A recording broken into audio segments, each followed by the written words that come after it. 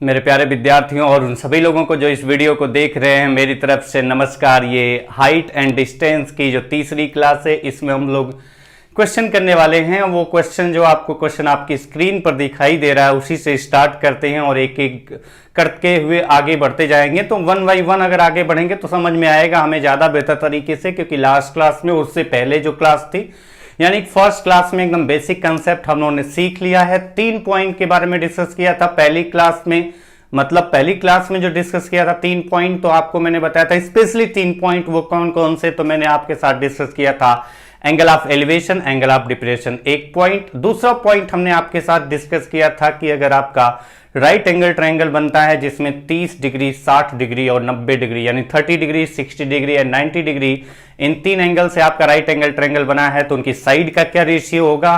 और उसके बाद मैंने आपके साथ डिस्कस किया था 45 डिग्री एंड 90 डिग्री का अगर एंगल बनता है ट्रायंगल, राइट एंगल ट्रायंगल में, तो हमें वहां पर रेशियो साइड का अगर निकालना हो तो हमें पहले से पता होना चाहिए। दूसरी क्लास में जो कि मैंने क्वेश्चन आपके साथ 7 क्वेश्चन किया था और आपको बताया भी था, वही रेशियो फिर से लिखा था, लेकिन दूसरी क्लास में एक पॉइंट और डिस्कस किया था। वो पॉइंट ये था कि अगर एंगल बराबर होता है तो उसके सामने की साइड भी इक्वल होती है। ये पॉइंट आपके साथ दूसरी क्लास में डिस्कस किया था उन पॉइंट के अलावा। तो अब आइए क्वेश्चन पे, और आपका क्वेश्चन जो है आपका पहला स्क्रीन पर दिख रहा है, और ये क्वेश्चन है क्या? क्वेश्चन है the angle of elevation of the top of a tower from 2 points A and B lying on the horizontal through the foot of the tower are respectively 15 degree and 30 degree. If A and B are on the same side of the tower and AB is equal to 48 meter, then the height of the tower is. अब अगर इसको हिंदी में समझें कि क्या लिखा गया है, तो हिंदी में है ये: एक मीनार के आधार स्थल से क्षैतिज दिशा के 2 बिंदुओं A तथा B से मीनार के शीर्ष के उन्नयन कोण क्रमशः 15 डिग्री और 30 डिग्री हैं। तदनुसार यदि A और B मीनार के एक ही दिशा में हो और AB बराबर 48 मीटर हो तो मीनार की ऊंचाई ज्ञात करो।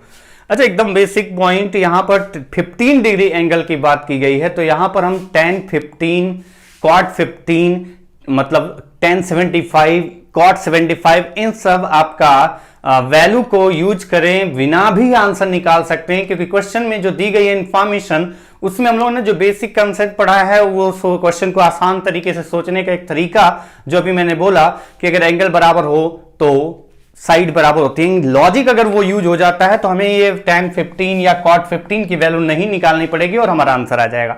जैसे अब आपसे बोला गया है कि angle of elevation of a tower, एक टावर बना लेते हैं, टावर के टॉप पे जो एंगल ऑफ एलिवेशन बताया गया है, तो ये हो गया आपका टावर।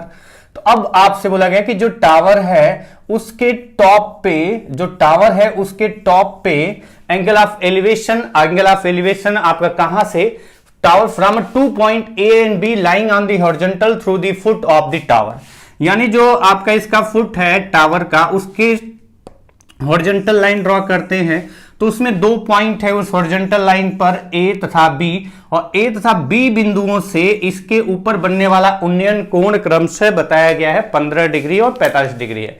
तो A से जो एंगल ऑफ एलिवेशन है टावर के टॉप पे, उसको बताया गया है कितना है, तो बताया गया है 15 डिग्री है। तो मैंने एक ड्रॉ कर दिया, लाइन के थ्रू मिला दिया। कहां पर मिला दिया? तो टावर के टॉप और पॉइंट A को मिला दिया, और यहां पर एंगल ऑफ एलिवेशन, मतलब ये जो हॉरिजॉन्टल लाइन है, इससे जो बनने वाला एंगल है यहां तक, जहां तक आपका ऊपर की तरफ देखना पड़ रहा है टावर को देखने के लिए, वो आपको बोला गया कितना डिग्री, तो वो आपको बोला गया 15 डिग्री। चलिए ठीक है, मैंने 15 डिग्री का एंगल बना दिया। उसके बाद बोला गया जबकि B बिंदु से जो एंगल ऑफ एलिवेशन की बात की गई है, वो एंगल ऑफ एलिवेशन जो कि इसके टॉप पे बन रहा है, वो एंगल बोला गया कितना है, 30 डिग्री। अब अगर आपके दिमाग में कंफ्यूजन हो कि 15 डिग्री ये वाला होगा, 30 डिग्री ये वाला होगा, A यहां होगा, B यहां होगा, B यहां होगा, A होगा यहां, तो उससे कोई फर्क नहीं पड़ता, क्योंकि अगर इसका लेंथ दिया गया तो किसी को कहीं रख लो, और अगर आपका हाइट पूछा गया है तो कुल मिलाकर डिस्टेंस AB के बीच का दिया गया है, तो A यहां रखो, B यहां रखो, B यहां रखो, A यहां रखो, कोई रिजल्ट में अंतर नहीं आएगा।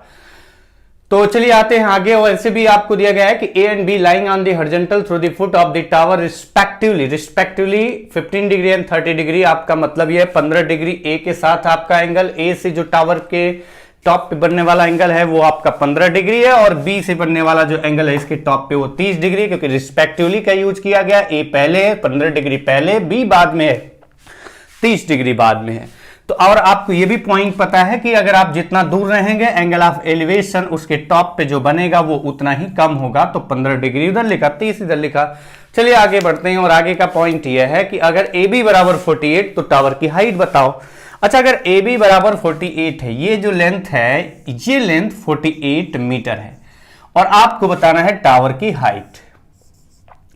टावर की हाइट बताना है, जबकि ए बी बराबर 48 मीटर दिया गया है। तो अब आइए पॉइंट पे कि अगर ए बी बराबर 48 मीटर तो टावर की हाइट बताओ। लेकिन ये पॉइंट, ये कंसेप्ट मैंने आपको बताया था कि ये जो भी एंगल हो, ये वाला एंगल उसका डबल हो तो ये वाला एंगल भी बराबर होगा इसी एंगल के। जैसे अगर आप कहें कि ये 15 डिग्री है और ये डबल है 30, या तो फिर ऐसे सोचो ये 30 डिग्री है और ये एक्सटीरियर एंगल है इस ट्रायंगल का, इस ट्रायंगल का एक्सटीरियर एंगल है। अगर ये 15 होगा तो ये कितना होगा, तो ये जो एंगल होता है इन दोनों का सम होता है।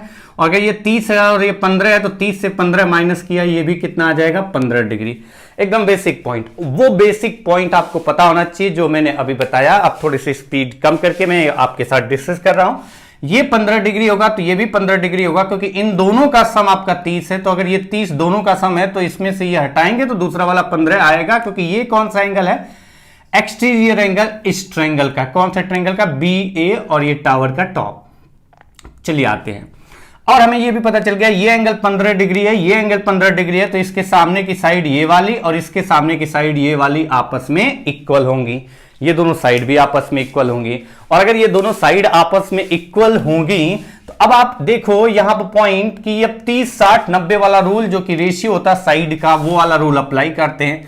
30 के सामने की साइड का रेशियो अगर 1 यूनिट लेते हैं तो ये कितना होगा, बस इतने की बात कर रहा हूं मैं। अगर ये 30 है तो ये 60 होगा, तो 60 के सामने जो ये साइड आएगी, ये साइड कितनी होगी, तो आप कह पाएंगे √3 रेशियो के अकॉर्डिंग √3 होगी। और 90 डिग्री के सामने की साइड कितना होगी, 2 रेशियो। और हमें पता है कि जितना ये है उतना ये है, तो अगर ये 2 रेशियो है तो ये भी कितना होगा, 2 रेशियो। अब यहां से पॉइंट क्या निकल के आया कि 2 रेशियो की वैल्यू कितना होगी, 48 मीटर। तो 1 रेशियो की वैल्यू कितनी होगी, डिवाइड किया 24 मीटर, और 1 रेशियो 24 मीटर होगा। तो आपको बताना क्या है, टावर की हाइट जो कि 1 रेशियो है, तो आपका आंसर हो जाएगा कितना, 24 मीटर। बहुत बेसिक क्वेश्चन है, एकदम बेसिक क्वेश्चन है, बेसिक तरीके से आप करें। इसमें ज्यादा आपको 10 15 या cot 15 की वैल्यू के अकॉर्डिंग नहीं सोचना है। तो एकदम सिंपल सा क्वेश्चन को बना के, क्वेश्चन को अच्छे तरीके से सारे कंसेप्ट क्लियर हैं तो तुरंत आंसर आप निकाल सकते हैं। कुछ इस तरह से लॉजिक लगा के, जिसमें आपका अगर एंगल बराबर हो तो साइड बराबर होगी।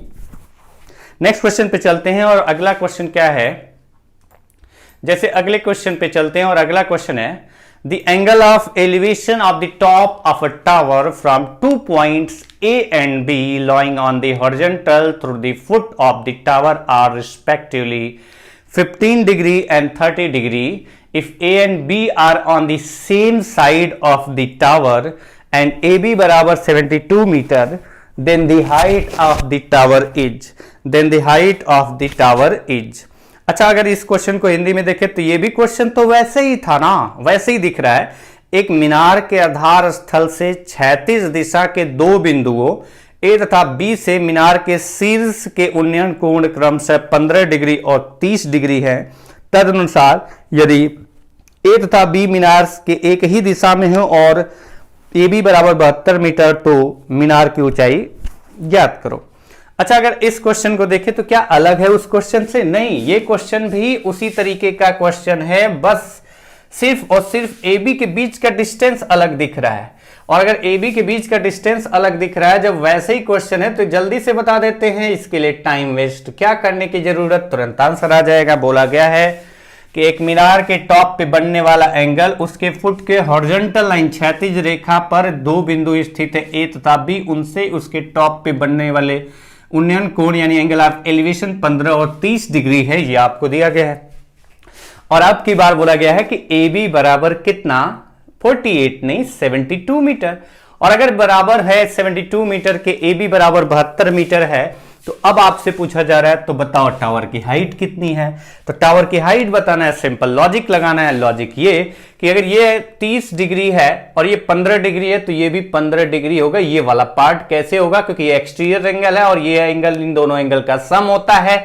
जब ये 30 है तो ये 15 माइनस करेंगे इसमें से तो ये वाला आएगा। और ये वाला कंसेप्ट अगर आपको याद हो चुका है कि इसका डबल ये है तो ये आपका इसके बराबर होगा। ये सिंपल लॉजिक समझ जाएं तो ज्यादा बेहतर है। मतलब मैंने आपसे ये बार बार कह रहा हूं कि अगर आपका कुछ ऐसे दिया गया है, अगर आपका कुछ ऐसे दिया गया है कि अगर ये थीटा है और ये 2 थीटा है तो ये श्योर है कि ये भी क्या होगा, थीटा होगा। क्यों, कौन सा लॉजिक, तो इसको हटा करके देखिए। तो ये इस ट्रायंगल का ये वाला पार्ट जो है इस ट्रायंगल का एक्सटीरियर एंगल है तो ये दोनों का सम होगा। अगर ये थीटा है, अगर ये थीटा है तो ये 2 थीटा अगर दिया गया है तो इन दोनों का सम अगर 2 थीटा है तो ये वाला कितना होगा, 2 theta minus theta equal to theta. ये लॉजिक। तो अब आइए क्वेश्चन में देखते हैं कैसे क्या होता है। यहां तक तो बात समझ में आ गई कि ये 15 होगा, ये भी 15 होगा और ये हमें पता चल गया कि ये दोनों साइड बराबर होंगी। क्यों, क्योंकि एंगल दोनों बराबर हैं। और अब आ जाइए, इस ट्रायंगल में 30 के सामने 1 है तो 60 के सामने √3 लेंथ होगा रेशियो के अकॉर्डिंग, और 90 के सामने वाला साइड का रेशियो होगा 2। तो अगर ये 2 होगा तो ये भी 2 होगा, क्योंकि हमें पता है कि ये दोनों साइड बराबर होंगी। क्यों बराबर होंगी, क्योंकि एंगल बराबर हैं और उस एंगल बराबर के सामने की साइड बराबर होंगी। तो 2 रेशियो की वैल्यू 72 मीटर है तो 1 रेशियो कितना आएगा, 2 से डिवाइड किया 36 मीटर। मतलब हम कह सकते हैं जो 1 रेशियो हाइट हमने माना है वो 36 मीटर के बराबर है। स्पीड अगर इस क्वेश्चन के लिए ज्यादा है तो वो इसलिए, क्यों, क्योंकि ये क्वेश्चन एकदम बेसिक है, इसका पॉइंट बेसिक है और पिछला क्वेश्चन इस पर बेस कर चुके हैं। तो नेक्स्ट क्वेश्चन पे चलेंगे और अगला क्वेश्चन आपका जो स्क्रीन पर दिख रहा है वो क्या है, तो कुछ ऐसे है। क्वेश्चन है, if the angle of elevation of balloon from 2 consecutive kilometers stone along the roads are 30 degree and 60 degree respectively, then the height of the balloon above the ground will be। यदि एक सड़क की 2 क्रमिक kilometre शिलाओं से एक गुब्बारे के उन्नयन कोण क्रमशः 30 डिग्री तथा 60 डिग्री हो तो पृथ्वी तल से उस गुब्बारे की ऊंचाई कितनी होगी। अच्छा, पॉइंट ये है, आपको ध्यान रखना है 2 consecutive along the road 30, ठीक है।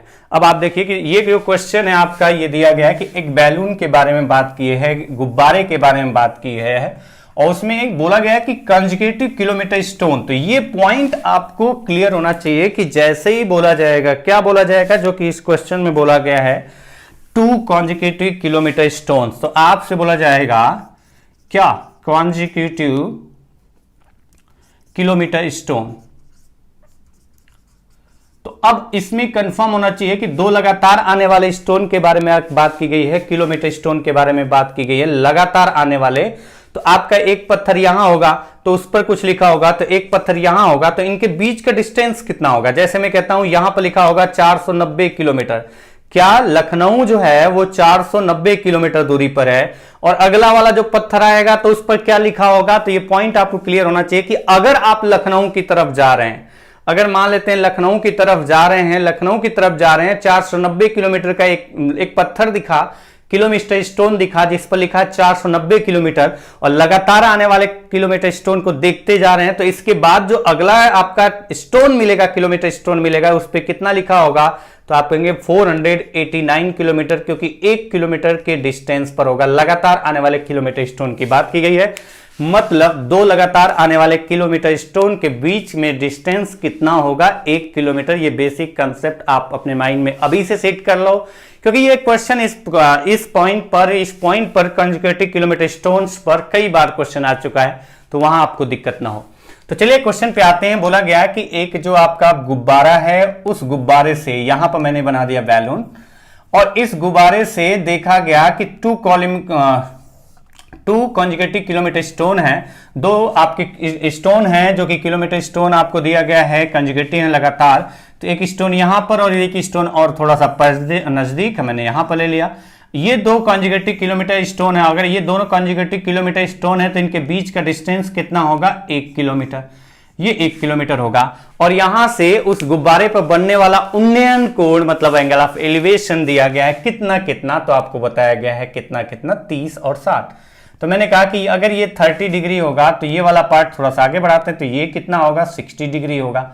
और आपसे बोला गया है then the height of the balloon above the ground level is, मतलब जो बैलून है वो जमीन से कितनी ऊंचाई पर उड़ रहा है। तो ये सीधा यहां से लाइन ड्रॉ किया इस अर्थ पे जमीन पर परपेंडिकुलर, तो ये आपको हाइट बताना है, और जहां पर जमीन को टच किया उससे मैंने हॉरिजॉन्टल लाइन के थ्रू ये ड्रॉ कर दिया।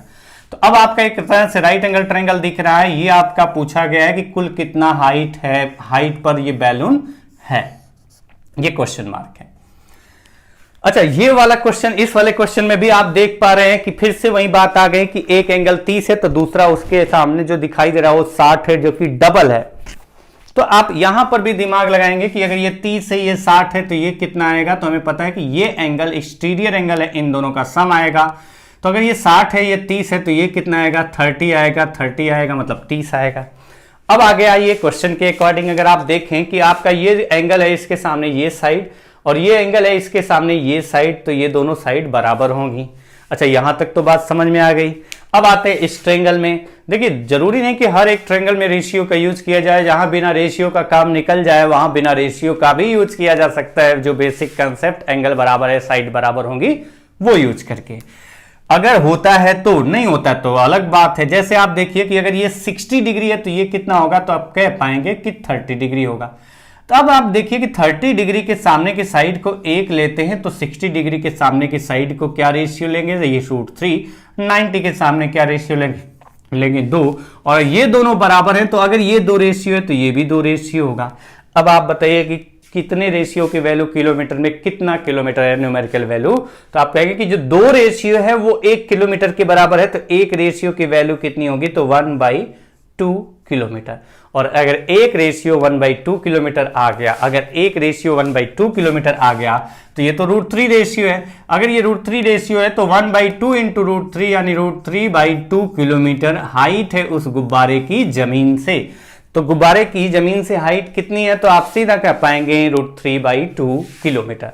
तो ये बेसिक पॉइंट था। आज की क्लास में इतना ही क्वेश्चन करते हैं, मिलते हैं अगली क्लास में, तब तक के लिए नमस्कार।